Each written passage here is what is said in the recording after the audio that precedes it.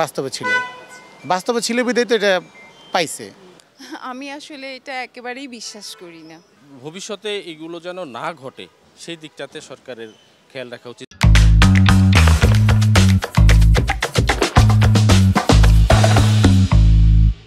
Feature 360 পথের প্যাচালে আপনাদের সবাইকে স্বাগত।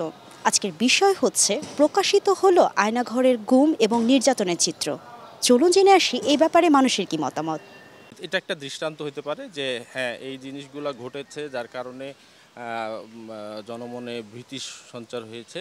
সো আমাদের যে বাক স্বাধীনতা, আমাদের চলাফেরার স্বাধীনতা, এই জিনিসটা আমাদেরকে নিশ্চিত করতে হবে। বিগত সরকারের শাসনামলে যে সমস্ত কীর্তিকলাপগুলো হয়েছে ওইগুলা উপর ভিত্তি করে মনে করেন বর্তমানে আমরা অনেকেই আসলে এটা অনেক রকম করে আমরা দেখতেছি। আয়না করতে এটা বাস্তবতা অনেক মানুষই দেখতে পারছে, অনেকে আমরা দেখছি বা অনেক প্রমাণও পাইছে, ওইখান থেকে অনেক লোক বের হয়ে আসছে, তাই না?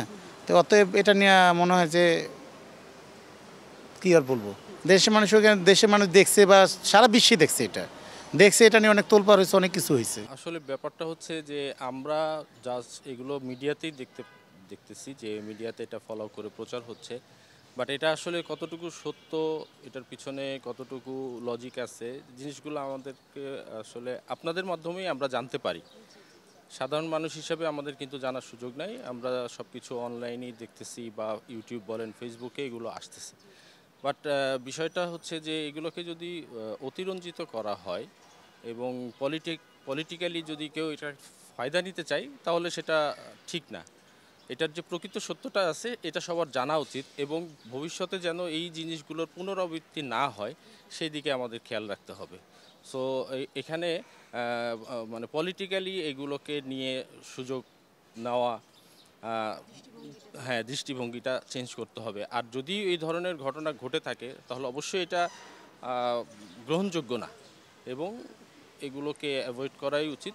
প্রকৃত সত্যটা মানুষের সামনে তুলে ধরাটাই উচিত। গণভবনের যে জিনিসটা শুরু হয়েছে আয়নাগর নিয়ে শুরু, এবং কি ধানমন্ডি 32-এও শুরু হয়েছে আয়নাগর নিয়ে শুরু, আসলে এটা তদন্ত করে দেখাটাই বেশি বেটার। আর এতদিন সবাই যেটা মনে করছে আয়নাগর বলতে কিছু নেই, ধানমন্ডি 32-এ, এখন এই জিনিসটা যেহেতু টর্চারের যে চেহারা একটা পাওয়া গেছে, তো ওই জিনিসটা নিয়ে সবাই গবেষণা করতেছে এটা কেন এখানে আসবে বা এটা এখানে কেন থাকবে, এটা কোথা থেকে আসলো। আমি বিশ্বাস করি না, কারণ আমি তো নিজে চোখে দেখিনি, আমি কিভাবে বিশ্বাস করব? আমাকে দেখাক তাহলে না, কারণ যেভাবে তারা প্রেজেন্টেশন করে এবং যেভাবে আপনার কাছে ছবিগুলো উঠায় ধরে, এরকম কোনো কিছু ওখানে থাকার কথা না।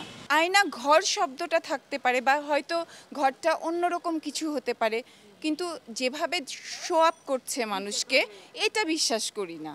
কিন্তু আয়না ঘরকে যেভাবে তুলে ধরা হচ্ছে মানুষের সামনে, আমার ওটা বিশ্বাস হচ্ছে না। শুনলেন তো মানুষের কথা, এবার আপনাদের পালা।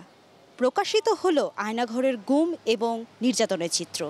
এ ব্যাপারে আপনার মূল্যবান বক্তব্য জানান আমাদের কমেন্ট বক্সে এবং লাইক করুন, শেয়ার করুন, সাবস্ক্রাইব করুন। আপনারা সবাই ভালো থাকুন, সুস্থ থাকুন, ধন্যবাদ।